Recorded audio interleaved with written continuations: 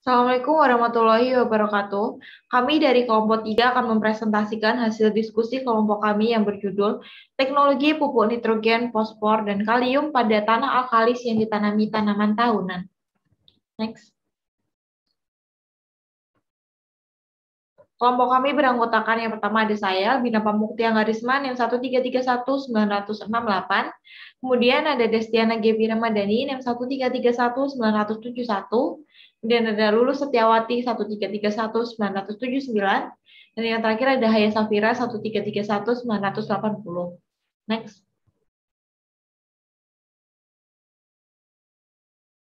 Next. Yang pertama adalah pupuk nitrogen. Definisi hara pupuk nitrogen. Nitrogen merupakan unsur hara yang sangat dibutuhkan oleh tanaman dalam jumlah yang besar atau makro. Nitrogen merupakan bagian dari protein, bagian penting konstituen dari protoplasma, enzim, agen katalis biologis yang mempercepat proses kehidupan. Nitrogen juga merupakan bagian dari nukleoprotein, asam amino, amina, asam gula, polipeptida, dan senyawa organik dalam tumbuhan. Pupuk nitrogen mengandung hara tanaman N, bentuk senyawa N-nya berupa nitrat, amonium, amin, dan sianida.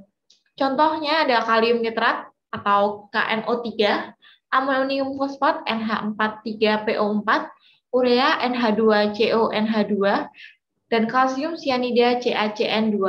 Bentuk pupuk N ini berupa kristal, pril, pelet, tablet, maupun cair. Next. Peranan pupuk nitrogen. Nitrogen merupakan salah satu unsur hara utama dalam tanaman yang sangat berperan dalam merangsang pertumbuhan dan memberi warna hijau pada daun. Adapun peranan yang N bagi tanaman yaitu merangsang pertumbuhan vegetatif tanaman secara keseluruhan, khususnya pertumbuhan akar, batang, dan daun. Yang kedua, berperan dalam pembentukan zat hijau daun atau klorofil yang sangat penting untuk melakukan proses fotosintesis. Kemudian yang terakhir adalah berperan dalam sintesa protein dan amino. Next. Kemudian ada sumber hara dari pupuk nitrogen.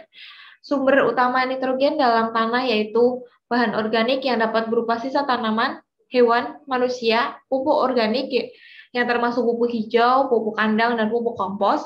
Sumber lainnya dapat berasal dari air hujan, hasil fiksasi enzim biotik atau non-simbiotik, gunung berapi, dan pupuk buatan. Sumber nitrogen tanaman berasal dari gas N2 di atmosfer dengan kandungan N2-nya kurang lebih 78% melalui proses fiksasi. Nitrogen pada umumnya diserap tanaman dalam bentuk NH4+ atau NO3- yang dipengaruhi oleh sifat tanah, jenis tanaman dan tahapan dalam pertumbuhan tanaman. Pada tanah dengan pengatusan yang baik, N diserap tanaman dalam bentuk ion nitrat karena sudah terjadi perubahan bentuk NH4+ menjadi NO3-. Sebaliknya, pada tanah tergenang, tanaman cenderung menyerap NH4+. Dikutip dari Haflin et al. 2005. Next.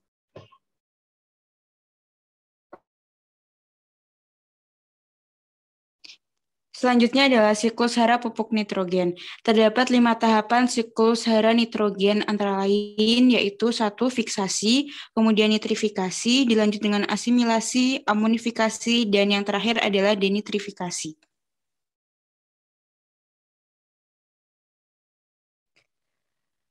Proses fiksasi ini mengubah nitrogen yang terdapat di udara menjadi amonia. Mikroorganisme yang membantu proses fiksasi yaitu diazotrof. Biasanya bakteri ini mempunyai enzim nitrogenase yang dapat menggabungkan nitrogen dengan hidrogen. Bakteri ini bersimbiosis dengan tanaman kacang-kacangan atau hidup bebas hingga dapat memperbaiki nitrogen dengan nitrogen organik. Bakteri-bakteri yang dapat melakukan fiksasi nitrogen antara lain Azotobacteriaceae dan lain-lain. Yang kedua adalah nitrifikasi. Tahapan nitrifikasi merupakan konversi amonium menjadi nitrat. Tahapan ini dilakukan oleh bakteri hidup yang berada di dalam tanah serta bakteri nitrifikasi lainnya. Untuk tahapan utama dari proses nitrifikasi yakni bakteri Nitrosomonas melakukan oksidasi terhadap amonium serta mengubah amonium menjadi nitrit. Dan spesies melakukan oksidasi pada nitrit menjadi nitrat.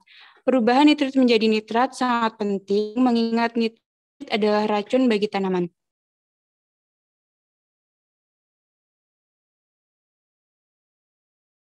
Yang ketiga adalah asimilasi. Proses selanjutnya, semua tumbuhan memperoleh nitrogen yang berasal dari tanah melalui proses penyerapan akar dalam bentuk ion nitrat atau ion amonium. Ion nitrit baru kemudian menjadi ion amonium berfungsi untuk menyerap nitrat. Kemudian ion amonium ini dimasukkan pada asam nukleat, asam amino, dan klorofil. Untuk beberapa jenis tumbuhan yang bersimbiosis dengan rhizobia, nitrogen tersebut diasimilasi secara langsung menjadi ion amonium di bagian nodul atau bintil akar. Proses yang keempat adalah amonifikasi. Amonifikasi merupakan tahapan di mana sisa-sisa tanaman dan limbah terurai oleh organisme dan menghasilkan amonia yang disebut amonifikasi.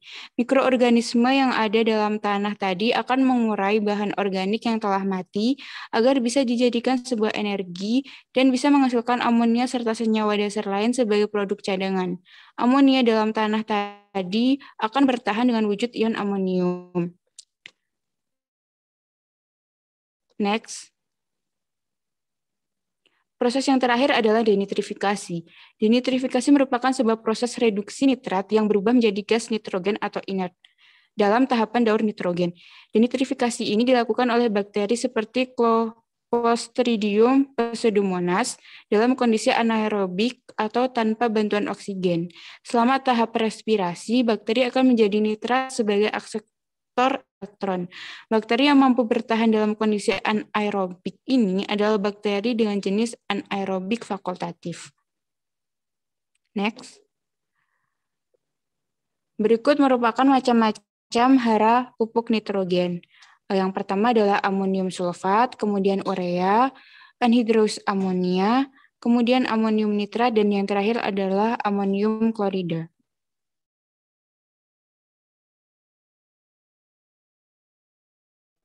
Selanjutnya, macam-macam hara pupuk nitrogen dikelompokkan menjadi 3. Yang pertama, pupuk amonium atau senyawa dasar amonium. Itu ada anhidrous amoniak dengan rumus kimia Na3, aqua amoniak atau amoniak cair atau amoniak water, dan urea amonium nitrat atau UAN, amonium sulfat atau sulfalzur amoniak atau Za, amonium klorida atau NH4Cl, amonium nitrat atau NH4NO3, amonium nitrat limestone atau ANL, kalsium amonia nitrat CaN atau kal nitro, dan yang kedua pupuk nitrat senyawa dasar nitrat yaitu kalsium nitrat dengan rumus kimia CaNO32, natrium nitrat NaNO3, dan yang ketiga pupuk amida atau senyawa dasar amida itu adalah urea atau CONH22 karbamida dan kalsium cyanamida CaCN2. Macam-macam hara pupuk nitrogen. Yang pertama adalah amonium sulfat atau NH42SO4.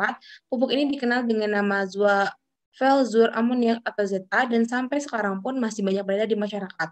Umumnya berupa krital putih dan hampir seluruhnya larut air. Kadang-kadang pupuk tersebut diberi warna, misalnya pink. Kadar N sekitar 20-21% yang diperdagangkan umuman yang mempunyai kemurnian sekitar 97%. Kadar asam bebasnya maksimum 0,4%. Sifat pupuk ini, larut air, dapat dijerap oleh koloid tanah, reaksi fisiologis masam, mempunyai daya mengusir Ca dari kompleks jerapan, mudah menggumpal, tetapi dapat dihancurkan kembali. Asam bebasnya, kalau terlalu tinggi, dapat meracuni tanaman. Yang kedua, anhidrous amonia atau NH3. Pupuk ini dianggap yang paling tinggi kadar N-nya. Disimpan dalam bentuk cair. Penggunaannya dengan injeksi ke dalam tanah atau dilarutkan dalam air, kemudian dipompa. Di Indonesia belum digunakan walaupun pabrik sudah membuat untuk keperluan lain. Pupuk dapat juga dilarutkan dalam air pengairan. Akan tetapi, ada risiko kehalangan N yang terbawa air pengairan dan karena penguapan terutama pada tanah atau air yang mempunyai reaksi alkalis. Jumlah N yang hilang tergantung tekstur tanah, reaksi, cara pemberiannya dalam injeksi ke dalam tanah. Dari berbagai percobaan menunjukkan bahwa sekitar 1-8% tersemat pada lapisan permukaan tanah dan 2-31% pada lapisan bagian bawah. Sering pemberian air dicampur dengan sulfur karena sulfur dalam amonia. Yang ketiga, amonium klorida atau NH4Cl. Kadar N dalam amonium klorida atau HCl sekitar 26%. Dari beberapa peneliti, untuk sebagian tanaman terlihat bahwa pupuk HCl lebih besar atau Za. terutama L. Ada dugaan bahwa Za bila diberikan ke dalam tanah akan meninggalkan sulfat atau SO4. Dan ion ini kemudian di tanah sawah direduksi menjadi H2S. Senyawa ini pencepat racun terhadap tanaman. Proses selanjutnya, H2S bereaksi dengan feri atau mangan menjadi FeS atau Fe2S dan MnS. Untuk tanaman yang mengharapkan kadar protein tinggi, sebaiknya digunakan pupuk Za, karena senyawa protein mengandung unsur S sehingga pemberian S berperan dalam pembentukan protein. Tanaman berbeda-beda tanggapannya terhadap kedua pupuk tersebut, tapi umumnya sisa Cl kurang disenangi dibanding SO4. Demikian juga reaksi fisiologis ACl lebih asam dari pupuk Za.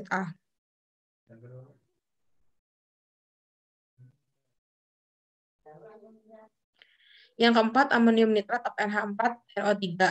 Kadar N dalam pupuk amonium nitrat sekitar 32-33,5%. Kalau dicampur dengan kapur disebut amonium 5 atau NL. Yang kelima, urea. Urea merupakan pupuk yang paling sering digunakan di Indonesia. Urea disebut juga karbamida karena merupakan gabungan dari CO2 dan amida. Dapat langsung dimanfaatkan oleh tanaman, tetapi dalam tanah biasanya akan diubah menjadi amonium atau via amonifikasi dan nitrat atau via nitrifikasi. Memiliki sifat higroskopis, yaitu mudah larut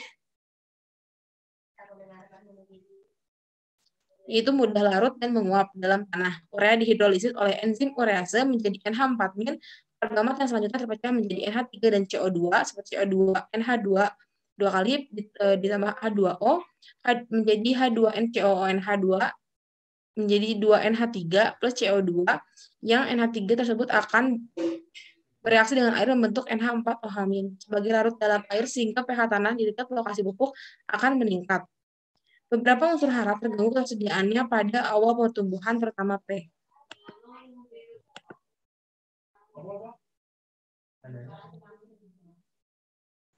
Selanjutnya, proses pembuatan pupuk nitrogen. Berikut adalah bagan pembuatan pupuk nitrogen. Next.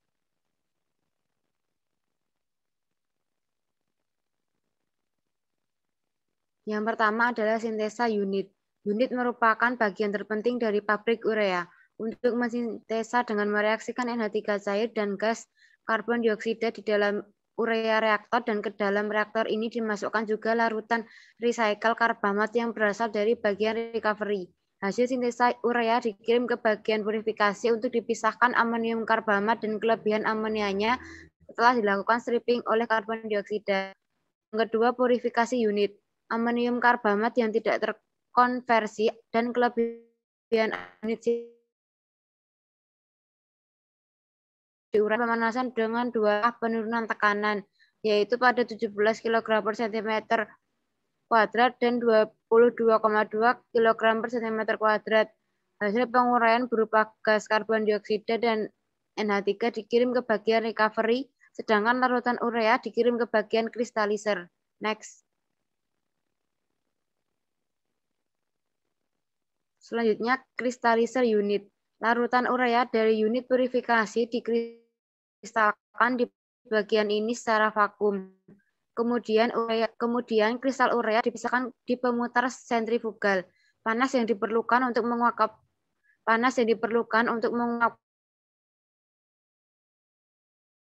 air yang diambil dari urea seluri ke HP absorber dari recovery. Yang keempat, preheating unit. Kristal urea keluaran pemutar sentrifugal kan sampai menjadi 99,80% berat dengan udara panas. Kemudian dikirimkan ke bagian atas preheating tower untuk dilelehkan dan didistribusikan merata ke distributor, dan dari distributor dijatuhkan ke bawah sambil didinginkan oleh udara dari bawah dan menghasilkan produk urea dalam bentuk butiran atau pril. Produk urea dikirim ke bulk storage dengan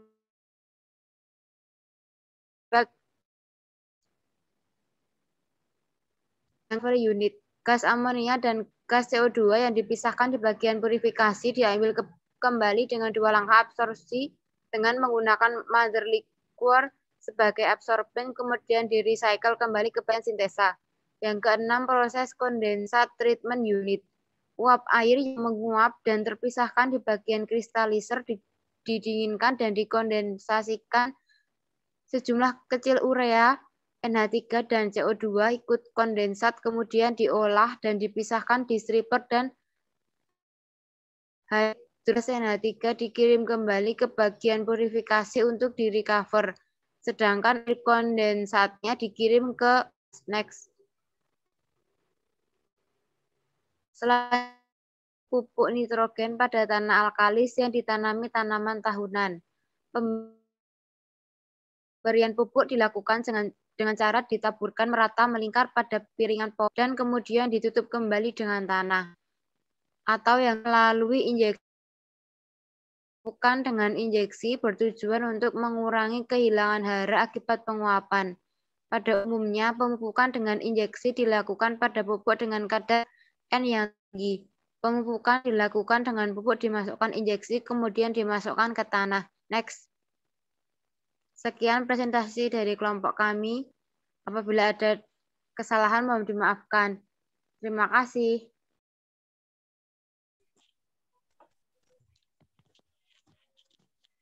Ya, sebelumnya Assalamualaikum warahmatullahi wabarakatuh.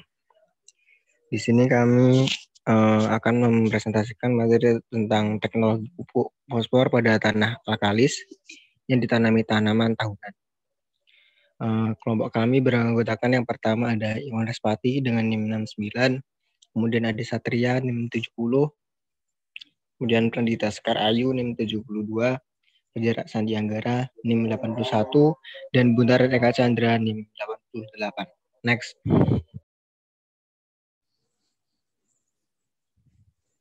Teknologi pupuk fosfor pada tanah alkalis yang ditanami tanaman tahunan. Next. Pupuk fosfor. Fosfor merupakan unsur hara makroesensial yang memegang peranan penting dalam berbagai proses, seperti fotosintesis, asimilasi, dan respirasi. Fosfor merupakan komponen struktural dari sejumlah senyawa molekul pentransfer energi, ADP, ATP, NAD, NADH, serta senyawa sistem informasi genetik, DNA, dan RNA. Fosfor diserap tanaman dalam bentuk ion ortofosfat atau H2PO4- dan HPO4-2. Next. Peranan pupuk fosfor. Unsur P diperlukan tanaman karena merupakan bagian utama dari nukleoprotein sel-sel tanaman. P sangat berperan dalam menstimulir pertumbuhan tanaman, baik perakaran, anakan, maupun panjang dan besarnya ruas-ruas batang tanaman. Kekurangan P akan menyebabkan tanaman menjadi kerdil dengan sedikit anakan, daun-daun sempit berwarna hijau keunguan, dan produksi rendah. Pemupukan P diperlukan untuk mempercepat pembentukan anakan dan memperkuat perakaran. Next. Sumber hara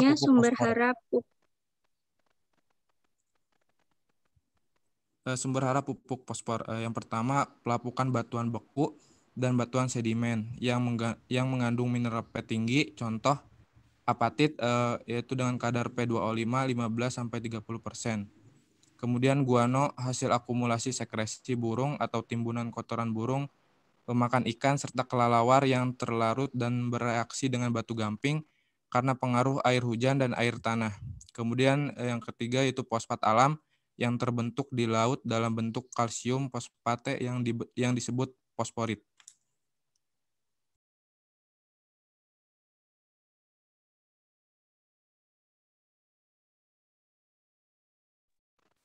Selanjutnya, siklus fosfor. Siklus fosfor diawali dengan pelapukan batuan, kemudian dilanjutkan dengan terserapnya fosfor oleh tumbuhan, kemudian tanaman dimakan oleh hewan, kemudian dilanjutkan dengan dekomposisi, kemudian kembali ke tanah, dan terakhir berpindah ke perairan karena aliran air.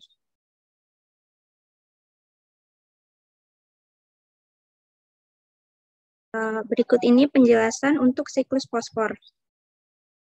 Pertama, pelapukan batuan. Siklus fosfor diawali dari sumber utama fosfor yang ditemukan dalam batuan melalui proses pelapukan. Pelapukan tersebut secara alami dipengaruhi oleh faktor cuaca, hujan, dan erosi, sehingga mengakibatkan fosfor berpindah ke tanah. Ketika batuan yang mengandung fosfor terkena air hujan, maka akan melepas ion fosfat dan mineral lainnya. Tahap kedua, penyerapan oleh tanaman dan hewan. Fosfat yang telah terkandung dalam tanah akan dimanfaatkan oleh tumbuhan, jamur, dan mikroorganisme sekitarnya. Sedangkan pada hewan, herbivora, dan manusia akan menyerap fosfor yang terkandung pada tanaman ketika mengonsumsinya. Pada hewan karnivora, fosfor akan diperoleh ketika hewan tersebut memangsa hewan karnivora. Selanjutnya yaitu tahapan dekomposisi. Selanjutnya fosfor akan kembali ke alam atau lingkungan melalui proses penguraian atau dekomposisi. Fosfat yang telah masuk dalam tanaman atau hewan akan diurai oleh dekomposer ketika tanaman atau hewan tersebut mati, sehingga fosfat organik akan kembali ke tanah atau air.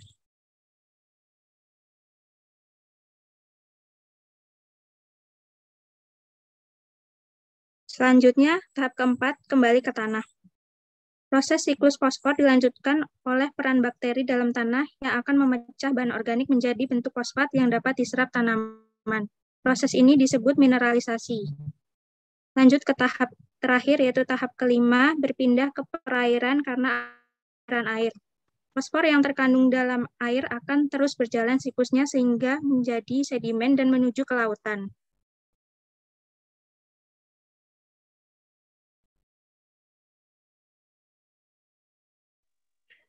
Selanjutnya ada macam-macam pupuk fosfor. Yang pertama ada Vertipos, lalu ada PSP36, lalu ada pupuk rock fosfat dan Posgro.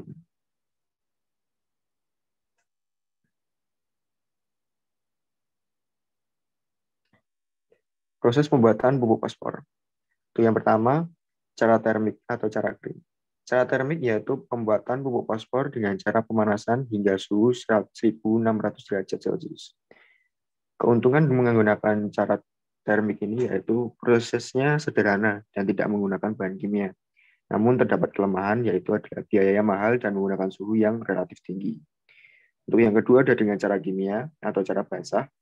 Cara kimia merupakan cara pembuatan pupuk fosfat dengan penambahan bahan kimia pembantu untuk mempercepat proses pembuatan pupuk agar segera terjadi.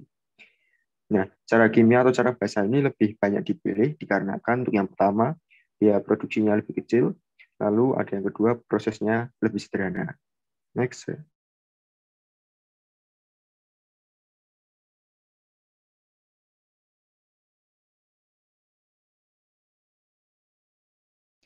Selanjutnya ada proses pembuatan pupuk fosfor atau SP36 dari ball mill nanti masuk ke cone mixer, kemudian masuk ke granulator, kemudian dryer, screen, cooler, dibantu nanti crusher dan scrubbing, kemudian akan menghasilkan pupuk SP36 atau TSP. Next.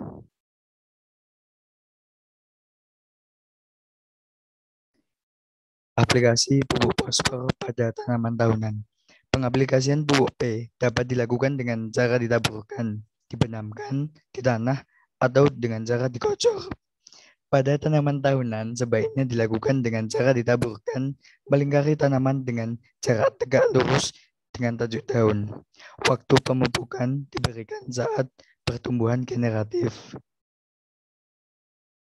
Next.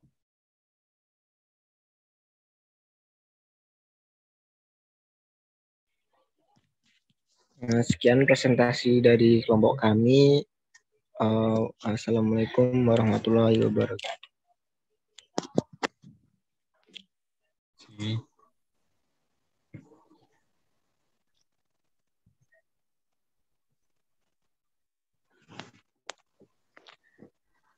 Ya, sebelumnya Assalamualaikum warahmatullahi wabarakatuh. Perkenalkan, kami dari kelompok 3 akan mempresentasikan hasil dari kerja kelompok kami mengenai teknologi pupuk kalium pada tanah alkalis yang ditanami tanaman tahunan. Sebelum memulai presentasi ini, perkenalkan, di sini ada beberapa anggota kelompok kami. Yang pertama ada saya sendiri, Luxita Chandra Kusuma dengan NIM 85.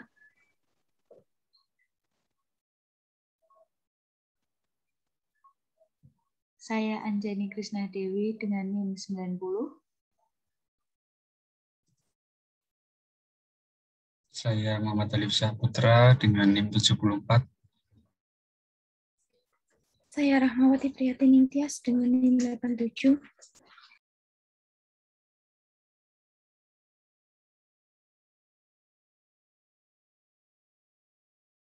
Baik, yang pertama pupuk kalium. Nah, di sini kita dapat mengetahui pupuk kalium sendiri merupakan pupuk yang berasal dari hara tunggal yang berupa hara kalium.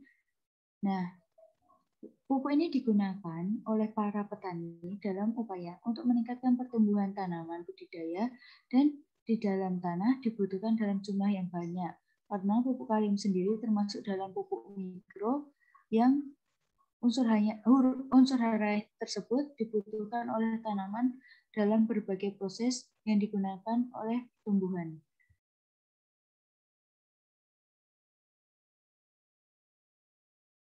Selanjutnya, di sini terdapat peran dari pupuk kalium sendiri. Nah, pupuk kalium sendiri dalam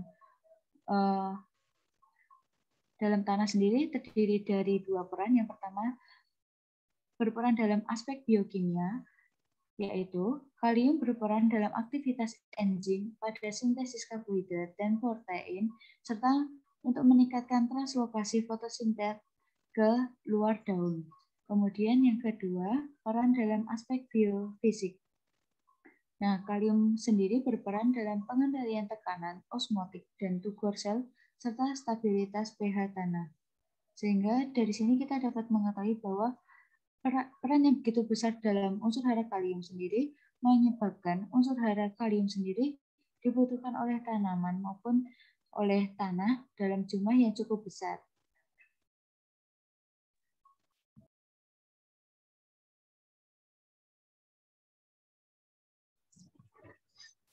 Oke, untuk selanjutnya ada sumber hara dari pupuk kalium itu sendiri.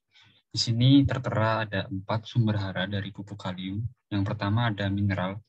Mineral ini seperti feldspar, mika, biotit, pilit, vermikulit, klorit, dan mineral tipe campuran. Kemudian ada sisa-sisa tanaman dan jasa trenik. Kemudian ada abu tanaman, yaitu seperti abu sekam, abu janjang, dan lainnya. Kemudian sumber hara yang terakhir ada pupuk buatan, yaitu ada pupuk KCL, pupuk ZA, pupuk ZK, dan pupuk-pupuk buatan lainnya.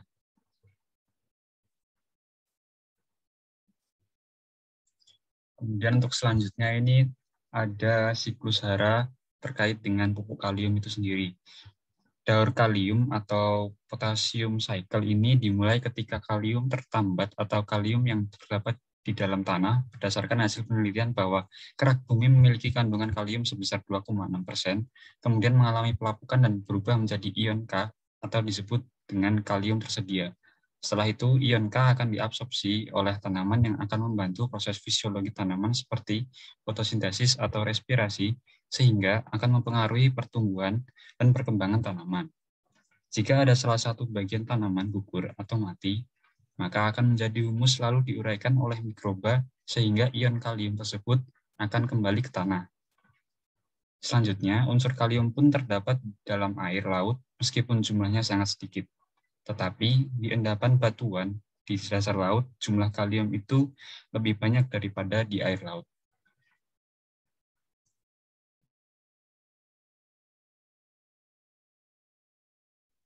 Ya, di sini terlihat ada beberapa macam-macam pupuk kalium yang bisa digunakan sebagai salah satu zat untuk menambah kalium di dalam tanah agar bisa dimanfaatkan oleh tanaman. Yang pertama itu ada kalium sulfat yang dikenal dengan nama pasaran ZK. Selanjutnya ada kalium klorida. Di sini di pasaran dikenal dengan pupuk KCL. Yang ketiga ada kalium magnesium sulfat. Di situ juga sudah tertera untuk mereknya dan apa yang biasa digunakan oleh para petani. Dan yang terakhir yaitu ada kalium nitrat dengan nama pasaran KNO3, kalium nitrat kristal, seperti itu. Next. Ya, di sini ada beberapa macam proses pembuatan pupuk kalium. Yang pertama yaitu ada dekomposisi KCl dengan CaSO4 yang dilanjutkan dengan dekomposisi KCl dengan MgSO4.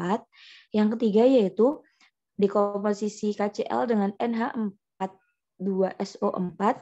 Yang keempat yaitu dekomposisi KCl dengan Na2SO4. Dan yang terakhir yaitu dekomposisi KCl dengan H2SO4. Next. Selanjutnya ada aplikasi pupuk kalium pada jenis tanah alkalis yang ditanami tanaman tahunan. Seperti kita ketahui, tanah alkalis merupakan tanah yang memiliki pH yang tinggi. Untuk pemupukan kalium sendiri, terdapat dua metode atau dua cara. Yang pertama adalah dibenamkan ke dalam tanah di sekitar tanaman, kemudian kedua disemprotkan pada daun. Untuk pengaplikasiannya sendiri sebaiknya dilakukan salah satu cara dari kedua cara tersebut, dan sebelumnya untuk pengaplikasian pupuk kalium sebaiknya dilakukan penambahan belerang sulfur atau pupuk organik atau dengan penambahan kapur gipsum yang dapat membantu menormalkan pH tanah alkalis sehingga pemupukan kalium akan efektif.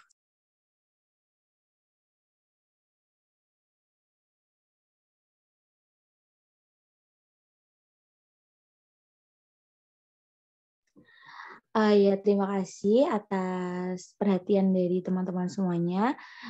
Itu adalah hasil dari kerja kelompok kami. Kurang lebihnya mohon maaf. Wassalamualaikum warahmatullahi wabarakatuh.